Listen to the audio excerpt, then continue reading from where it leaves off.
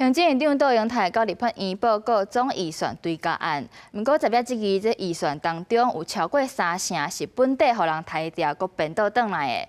杜荣泰表示，这是考虑到地方政府各部会的需求，希望朝野会当好好沟通协商。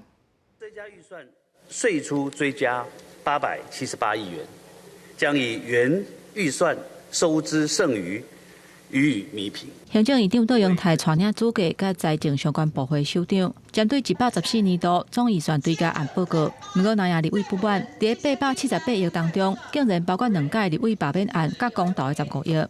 当时我们就说嘛，你们搞一个罢免，用的就是2倍金，是救命钱。好，你们现在害怕了，来追加预算。纳税人有让你们搞大罢免吗？罢免是公民所发动的，公投是立法院所发动的，在行政机关看起来都是一样。在野党质疑讲，进前这篇效果无好的预算有抬调，不过去预算中心调查发现讲，即马搁变倒转来，而且有甲132亿外，等于是要一半的部会预算搁变转来比率超过3成。比如说内政部，它的回编率高达90%以上。不说我们把房屋租金删掉了，有回编回来吗？如果我们乱删，请问为什么这件预算书里面没有编回来？为什么没有？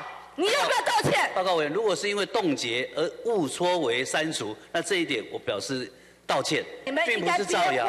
确实有一些是删除，确实有很多是删除的。你很有可能是中华民国有史以来第一个违宪，而且一直违法，不愿意好好编列、依法编列预算的行政院长。行政机关前无古人后无来者。行政机关认为有违宪之余，送请大法官解释，申请暂时处分，这是宪法赋给我们的权利跟责任。杜荣泰强调讲，预算搁变倒转来是为了争取机会，互立法院了解各部会困难。强调顶一日大幅度太中央的总预算，已经互政府施政的量能真恶预期。114年是审查总预算史上最混乱、删减最多、冻结最严格，这是史上未见。民进党甲朝野的政党发声，希望爱展现理性。不过，若要坚持，就要严格审查，避免逃脱。行政院讲，追加预算未增加债务，嘛呼吁两院应该爱有良性的互动。记者综合报道。